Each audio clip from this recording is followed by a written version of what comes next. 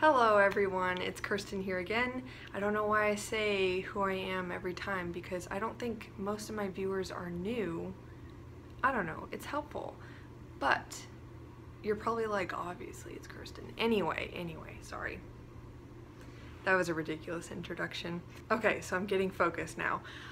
Today I wanted to make a video that is nutrition / food related because you guys seem to enjoy those, and I think this is a super important topic for dancers, athletic people, anyone who has to really maintain a certain level of physical performance.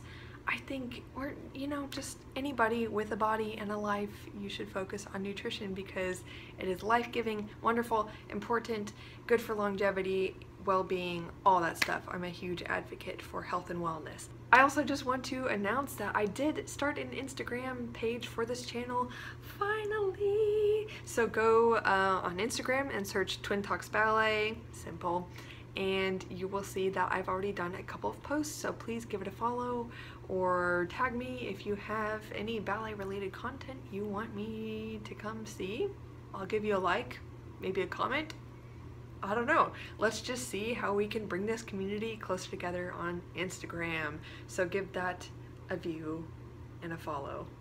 So anyway, today I wanted to give you my recommendations for what I eat every day, or food groups, products, whichever, I get in my diet every single day to make sure I'm hitting all my micronutrient needs for the day, vitamins, minerals, things like that, to ensure that I am taking the best care of my body as possible. So if you've watched my other videos that are food related, well, actually other than my what I eat in a day, that's a couple months old. Back then I was still transitioning to a vegan diet, and now I am completely vegan at home. There are times I have trace amounts of animal products outside of my home, but I'm really trying to eliminate that, and it's been going well so far. So anyway, I'm not vegetarian at home anymore. I'm now vegan at home. Woot woot. Yay for the planet, yay for the animals, yay for health. Anyway, so that's just so you know, I'm not going to sit here and recommend, because of my belief system and my personal ethical beliefs, I'm not going to recommend things like red meat for iron, B12, stuff like that. Instead, I'm going to recommend plant-based options that anyone can incorporate into their diet, whether you would still like to eat meat and dairy and things like that. It's your life, that's okay. I'm just recommending these plant-based options to promote health and longevity in the way that I know how and I believe is awesome. So, I do hope you enjoy these. I'm also going to be recommending certain nutrients to supplement into your diet using like pills that you swallow. Recently I've gotten into supplementing. I used to kind of be a hater because I thought if you're eating in a way that you need to take supplements all the time for all your nutrients, you're not eating healthy enough. But now I'm realizing that it's just not really realistic to expect that I'm going to hit all of my micronutrients every single day despite my efforts to eat healthy. Now, do you have to hit them every single day over 100%? No, you don't. Most people have the general way of thinking that your diet will even itself out throughout time. Like maybe you'll get more nutrients one day in one area, more in another the other day, and yeah, that's great. But for me, I want to focus on getting more calcium in my diet. I have totally fixed my iron deficiency problem, B12, D3, all this stuff. So anyway, I just wanted to get that out there, that I will be recommending supplementation in this video in ways that are actually enjoyable to take, because personally I just can't commit to swallowing the pills all the time. It's just not compelling. I usually just don't care enough. Not like I hate swallowing pills, it's not a problem, but I find that once I bought this brand, I'll link it down below because I can't remember the name. I bought at Whole Foods this spray vitamin supplement for B12 and D3, and they're flavored and I love it. Okay, it's totally natural, vegan, all that stuff, and I find it so enjoyable that I never miss a day taking my vitamins. Also, I caved and I got some gummies that probably have tons of sugar in them to get my calcium in every day, but I thought if that's what it's gonna take, whatever. I don't eat added sugar really otherwise in my diet, so it's fine. Okay, I'm going to take this opportunity, pausing on my awkward face, to tell you to check out in the description below a more consolidated and comprehensive list of specific foods I like to try and get in every day. Okay, thanks, bye!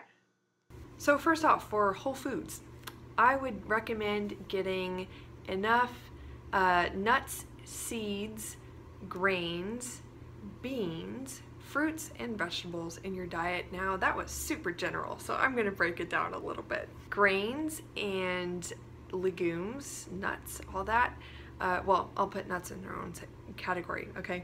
But I find that beans are not only important to eat with your grains, nuts, seeds, all that, because you can get complete forms of protein quite easily. In fact, I logged all of my food that I ate in one day into this website called Chronometer, which I will also link below because it's a fantastic tool to make sure that you are eating the best that you possibly can. I logged it in, and without even trying, okay, this day I didn't eat as much as I would during a normal season. I just wasn't very hungry, and I had almost 1900 calories, like 1850, yeah. And I got 85 grams of protein, complete protein. There was not a single essential amino acid that I was missing. I was actually between 160 to 330% for my recommendations, daily recommended values for each amino acid. So don't let anybody tell you that if you're a vegan, where do you get your protein? You're gonna shrivel up and die. You won't. Anyway, so I do find that beans are really important. I do love eating whole foods in my diet. I think that is super essential to health. The fiber that you eat in a day, if you are eating lots of whole foods from plants, obviously, you will get plenty of fiber in your diet. It will make you feel excellent. You'll have healthy digestion, a clean colon, all the wonderful things, fewer energy spikes throughout the day. It's just really essential for gut health and general health. So eat your whole foods, people. I think that iron is a very important nutrient to focus on. For a while I was not getting enough iron just because I was not really that aware of good sources of iron, and just having a simple awareness helped me to fix that problem like that. So now I get lots of iron. Actually, this is such a cool website, by the way, because it tells you where you got what percentage of each nutrient from in that day of eating. So I got, let's see, 130% of my daily recommended value of iron without supplementation. Most of that came from actually russet potatoes. Interesting. Russet potatoes are very high in potassium, vitamin C, magnesium, and iron. Who would have known? People are such haters of white potatoes, but they're actually great for you and so cheap. So I got my iron from spinach. Any dark leafy green is a great source of it, so kale, broccoli, vegetables like that. Also garbanzo beans, white mulberries. I got it from other things like goji berries, hemp seeds. There was some in the tofu I ate that day, and the list goes on. Blackstrap molasses as well was a good source. Okay, on to the next nutrient I think is important to focus on and also supplement, which is calcium. This is not exclusive to vegans. Even people who have dairy products are not as good in the calcium department as they would have liked. I think I was still deficient when I was eating Greek yogurt every morning, and I know that's a controversy. You know, people are like, how could it be so? Calcium, strong bones, all that stuff. But you can also get calcium from dark green vegetables. Again, broccoli, kale, spinach. I got it from blackstrap molasses that day. Again, the potatoes, 7%. My tap water, garbanzo beans, again, there was some in the zucchini I had, even some in the mango and the chia seeds that I had. So for calcium, as I mentioned earlier, I do take now a supplement. just because I don't want to have to worry about it, and I would really love to just have the peace of mind knowing that I'm not deficient. I don't have to like force myself to eat like a heinous amount of green leafy vegetables and all this stuff.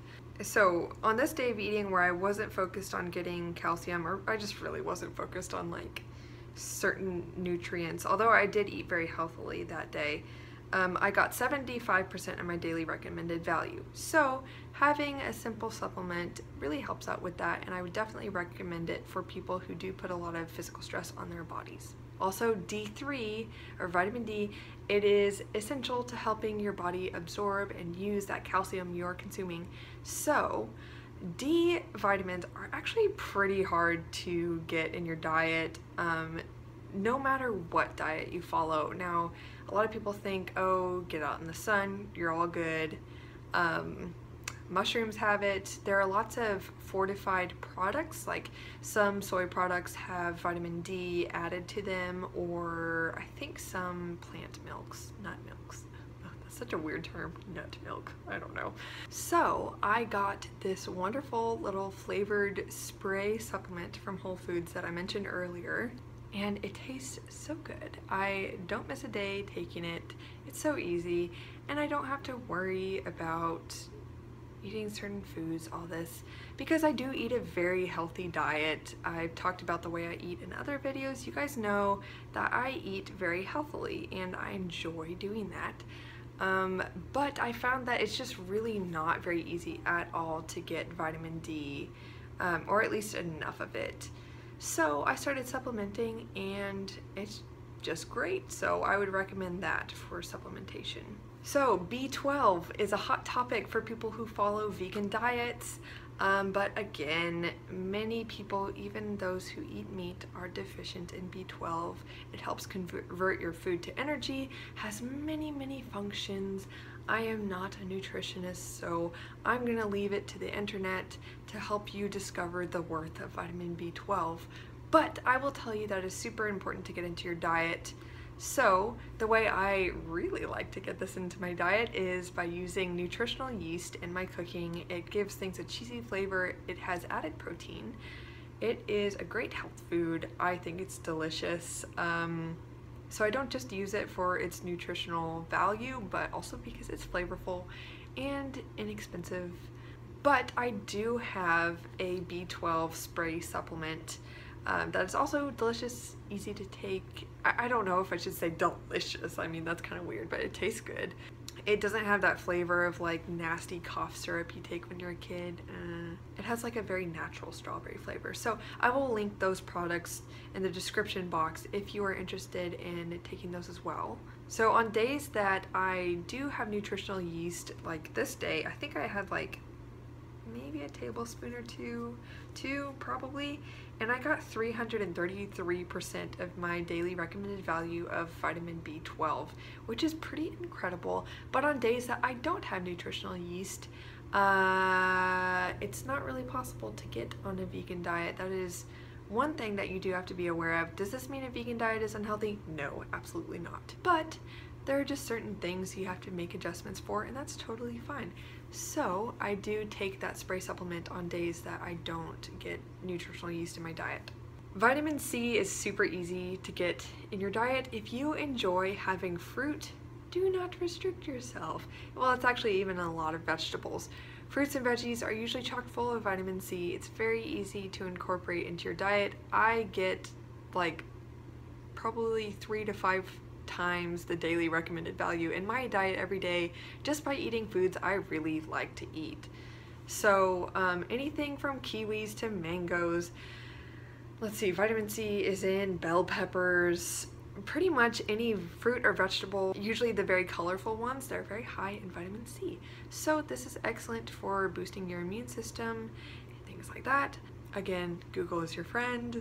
On this day of eating that I have logged in here, I got 111% of my daily recommended value just from eating one mango. So there's that. Magnesium is an underestimated micronutrient, I find. I have heard, read, whichever, that Magnesium deficiencies are linked to problems like headaches, I believe muscle cramps. I'm going to stop there before I say something that is incorrect. I'm very like risk averse right now. I'm afraid that someone's going to be like, you're so wrong about this one fact, so I'm just gonna think your whole video is worth nothing.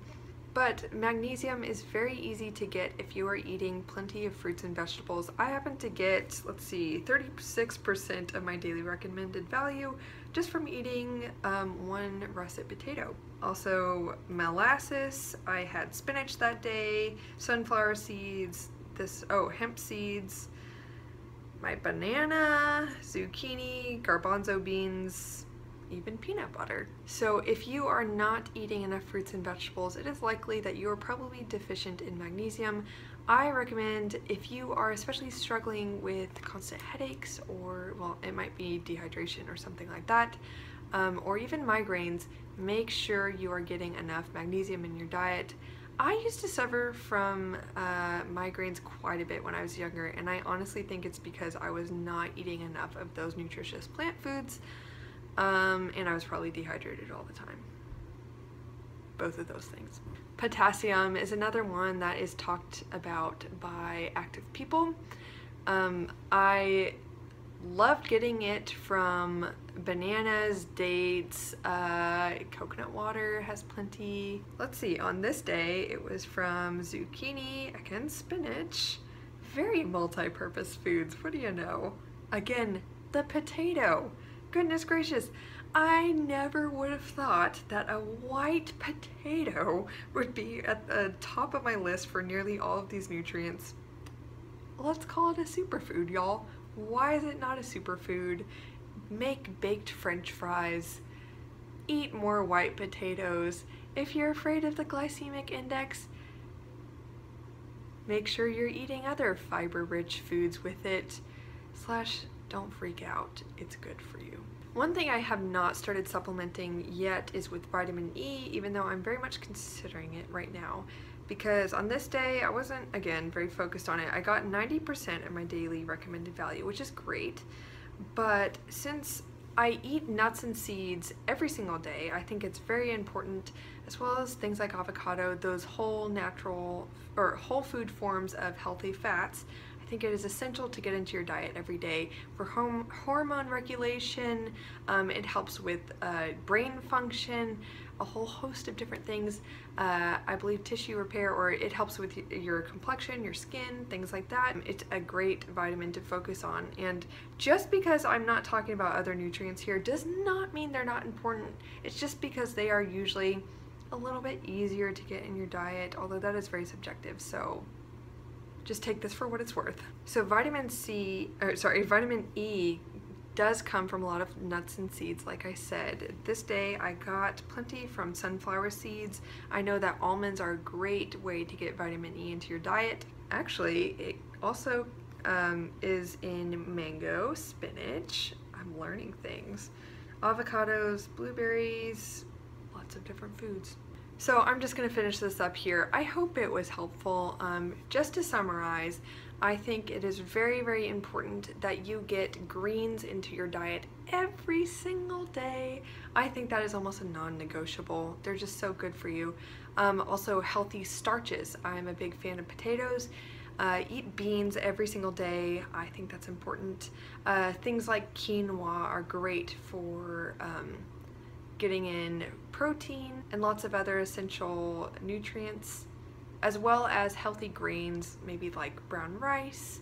I love getting in oats into my diet. I eat those pretty much every single day. I would recommend mineral-rich foods, like blackstrap molasses is a great sweetener that you can use to replace other sweeteners that you use in your diet. It's a very easy swap, and you will be getting an extra boost of minerals that are kind of harder to come by, definitely in the typical American diet. Don't be afraid of your fruits. They are very healthy for you, and if you are eating them in their whole form, the fiber will definitely help to mitigate the issue of spikes in insulin, things like that. Especially don't be afraid of healthy fats, nuts, seeds, avocados. chia seeds, flax seeds, they're very essential to providing you with certain vitamins like vitamin E, as well as what I didn't mention, omega-3 and omega-6s. Those are essential, especially to have a good balance of those in your diet. B12, I would definitely recommend checking out nutritional yeast and getting a supplement, as well as vitamin D. No matter what your diet is, I would recommend getting a supplement for vitamin D and calcium. Calcium can definitely be found in many healthy diets full of dark leafy greens and vegetables like that. But like I said, it's kind of hard to get consistently, so I would recommend getting a supplement. So I think my favorite food groups to focus on that I do pretty well on are fruits, vegetables, nuts, seeds, some grains. Oats are my favorite, rice, sometimes quinoa, that's a seed actually, and healthy starches. Alright, I'm gonna go ahead and wrap up this video. As always, they're longer than I intend them to be. Please do check out my Patreon account if you are interested in financially supporting this channel so that I can continue to post content on YouTube, which is what makes my heart sing. I would very much appreciate it. And also, no video is complete without saying, please subscribe if you haven't already, so do that. Alright, I will see you guys next time. Bye guys.